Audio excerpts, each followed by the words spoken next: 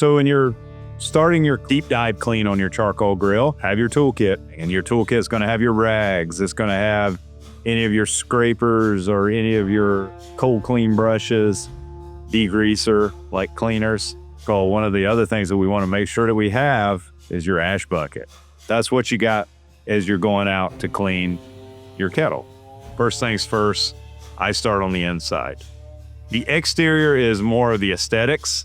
The interior is where I get into what's going to affect the taste of my food. Immediately, you're going to see inside the lid what appears to be paint flaking. That's not paint in any way. That is simply carbon residue or carbon buildup. You want to start to work on that and kind of knock that loose. You can do that with your cold cleaning brush. You can take a degreaser. I like to take a stubborn stain remover. We make a great one here at Weber. Even though you'll have people go, oh, that's flavor, and you're taking away flavor. And no, you're not taking away flavor. And a little bit is, in small dosage of carbon buildup is fine, but I like to start nicking away at some of those layers that have built on. But anytime I'm taking the degreaser, then I'm coming back with a wet rag, and then I'm coming back with a dry rag to kind of complete that process. But I got my lid cleaned. Next, I'm going to work my way through my grill. We want to make sure that we're cleaning both top and bottom of the cooking grate. Hitting it with the brush, hitting it with that scouring pad, the degreaser, and then finishing it off with a clean wipe on a wet rag and then a dry rag. Next, with my fuel grate, I just take that out. I'm knocking the kind of debris off of it. I might hit it with my cold brush, but ultimately my food's not sitting on that, so I'm not as concerned about a deep dive clean on it. Now my bowl is exposed. I'm taking my scraper and I'm just going around my bowl and I'm knocking all that off. So I'm just going to take my putty scraper and just kind of work all that stuff down until it falls into my bucket. Now, the beauty of any of our charcoal grills is we have what we call like our one-touch cleaning system.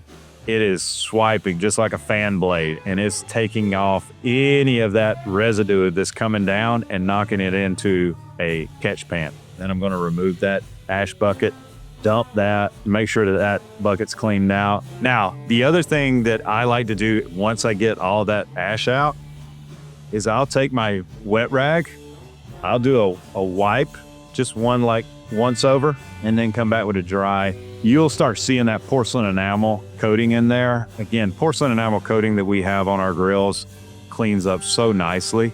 I want to remove any of that stuff that can be a deterrent, if you will. One more thing I do want to highlight on the inside portion of our grill that also shows on the outside, and that's our dome thermometer. The dome thermometer, I want to clean too. So as that's coming down through the lid of your grill, make sure you wipe that off. You'll have residue build up on that, so just give a good cleaning.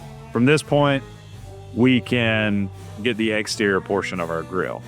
The first thing I want to make sure that I'm paying attention to on the exterior portion of my grill is my damper. My damper on top, I want to use a detail like a toothbrush or any kind of detail brush and get inside those little crevices around that hole. From this point on now, it's just about, spick and span polish. We just clean the exterior of your grill. You can do this with any exterior grill cleaner. I just say every time you do that, just make sure you're going over with the cleaner, following with a damp rag, and finalizing with a dry rag is the final step. And then from that point, you're ready to start your cook.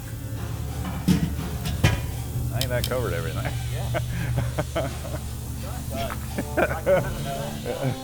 Yeah.